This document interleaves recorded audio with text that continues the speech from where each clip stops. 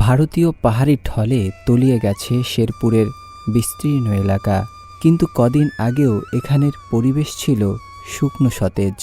কেউ ভাবতেও পারেনি চোখের পলকে এভাবে তলিয়ে যাবে সব। এত বন্যা, এত পানি এর আগে কোনো দিন দেখেনি শেরপুরের মানুষ। ঘরে কোমর সমান পানিতে দুঃসাহ দিন কাটছে অনেকের। যত সময় যাচ্ছে ততই মানবেতর হয়ে পড়ছে পরিস্থিতি। দুবাই নদী যে বন্যা আসতেছে, এখানে প্রায় গত 15 বছর এরকম কোনো বন্যা হয়েছে বলে কি জানা যায় না। ভারতের মেঘালয় থেকে নেমে আসা প্রবল পাহাড়ি ঢলে তলিয়ে গেছে শেরপুরের 3 উপজেলা।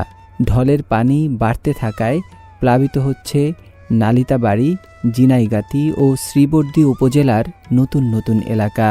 সব মিলিয়ে পানিবন্দী হয়ে পড়েছে 4 উপজেলার 20 ইউনিয়নের অন্তত 122টি গ্রামের মানুষ। অনেকেই ঘরবাড়ি, গবাদি পশু রেখে জীবন বাঁচাতে ছুটে এসেছেন আশ্রয়স্থলে। এ সময় আশ্রয়ের সন্ধানে যাওয়ার কালে নালিতাবাড়িতে নারীসহ 3 জনের মৃত্যু হয়েছে। পাহাড়ি ঢলে পানির প্রবাহ বেড়ে যাওয়ায় ভয়াবহ পরিস্থিতি হয়েছে এসব এলাকার।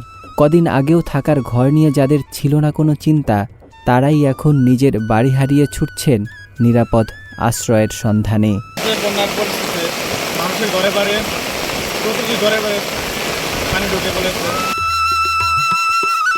উপজেলা নির্বাহী কর্মকর্তা মোহাম্মদ মাসুদ রানা জানিয়েছেন, নালিতাবাড়ি পৌরসভার প্রায় সব ইউনিয়নই পাহাড়ি ঢলে আক্রান্ত।